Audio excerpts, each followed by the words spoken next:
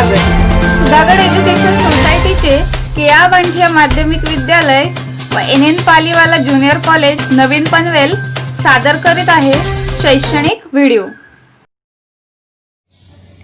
Hello students, our subject is Science and Technology, Part 1st, Laws of Motion. Learning points are: first one is scalar quantity, vector quantity. Second one is a speed and velocity. Third one is the effect of speed and direction on velocity. Fourth one, uniform and non-uniform linear motion. Fifth, acceleration and types of acceleration. Today we will discuss about speed and velocity.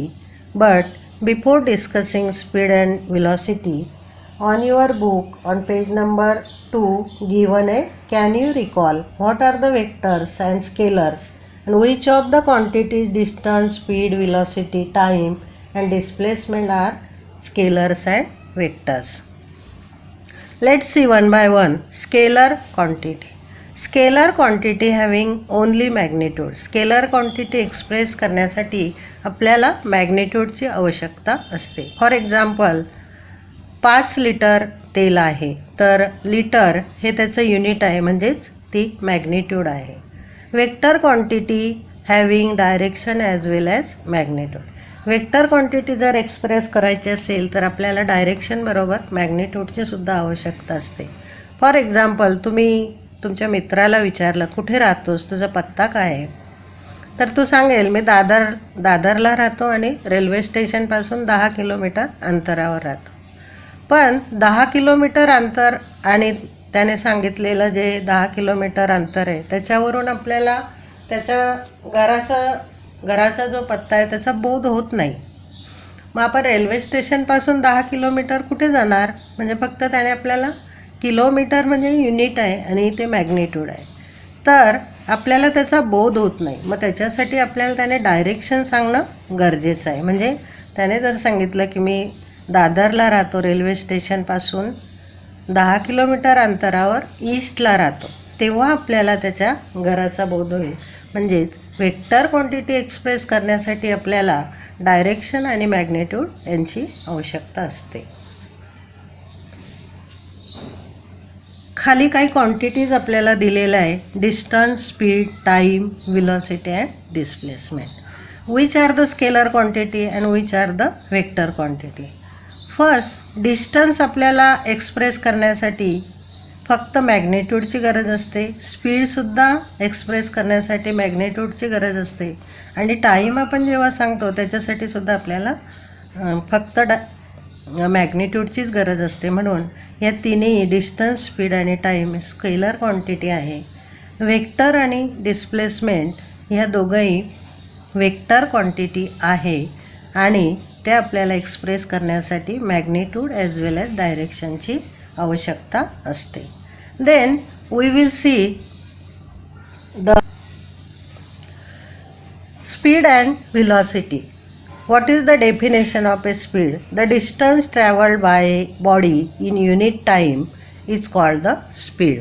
म्हणजे in unit time म्हणजे एकक कालावधीमध्ये एखाद्या ऑब्जेक्टने, बॉडीने किती distance cover केला आहे त्यालाच आपण स्पीड असं म्हणतो. Speed is related to distance. Speed हा डिस्टन्सशी रिलेटेड आहे. Second, formula of a speed distance upon time. SI unit and CGS unit. स्पीडचा युनिट जे आहे डिस्टन्स आपण मीटरमध्ये मेजर करतो आणि टाईम जे आहे ते सेकंदामध्ये मेजर. म्हणजेच SI unit of a speed is metre per सेकंद, CGS सेंटीमीटर पर सेकंद. Speed is a scalar quantity. Velocity the displacement that occurs in unit time. व्हेलॉसिटीचे डेफिनेशन सांगताना काय, डिस्प्लेसमेंट हा शब्द आलेला आहे. The displacement that occurs in unit time. चा फॉर्म्युला काय आहे, velocity is equal to displacement upon time.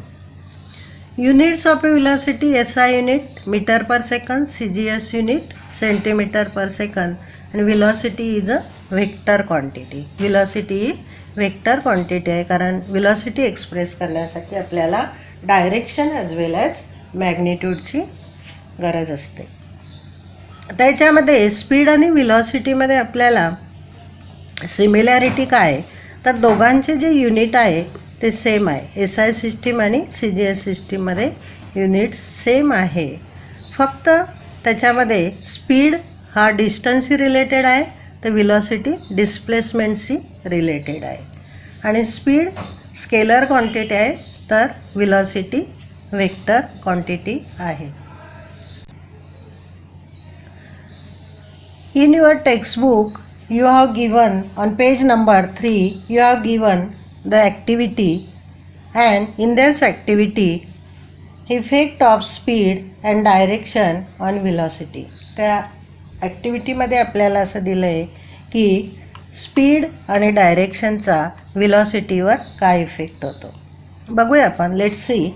Sachin is traveling on a motorbike. Explain what will happen in the following events during Sachin rides. तर सचिन हा मोटारबाईकने travel करतो आहे, प्रवास करतो आहे, आणि खाली जे इव्हेंट दिलेले आहे त्या इव्हेंटमध्ये काय काय घडणार आहे ते आपल्याला सांगायचं आहे. First event what will be the effect on the velocity of the motorcycle if its speed increases or decreases but its direction remains unchange.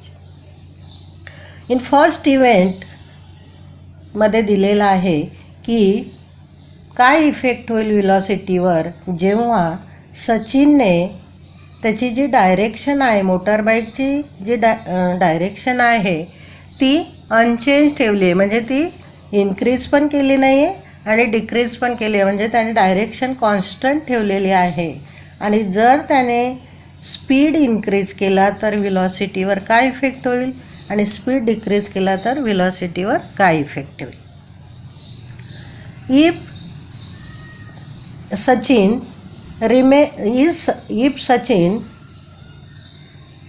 Travelling on a motorbike, if its speed increases, जर त्याने त्याचा speed increase केला, if its speed increases the velocity of the motorbike will increases. जर त्याने speed जर increase केला तर काय होणार आहे, velocity of the motorcycle will increases. आणि स्पीड जर त्याने डिक्रीज केला तर velocity of the motorcycle will decreases.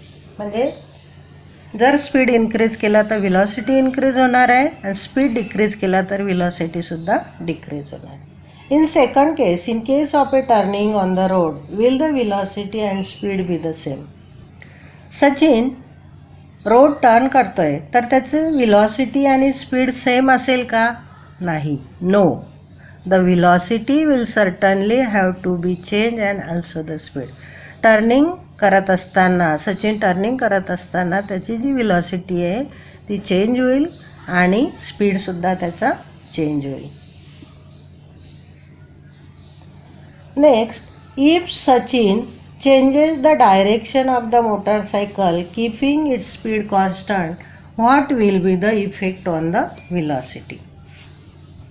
तर सेकंड इव्हेंटमध्ये सेकंड पॉईंट जो आहे ते त्यांनी विचारलं आहे की सचिनने डायरेक्शन चेंज केली आहे मोटरसायकलची आणि स्पीड कॉन्स्टंट ठेवलेला आहे, तेव्हा विलॉसिटीवर काय इफेक्ट होईल. तर the velocity will change in direction but not in magnitude. When Sachin changes the direction of motorcycle, keeping its speed constant, the velocity will change in direction but not in magnitude.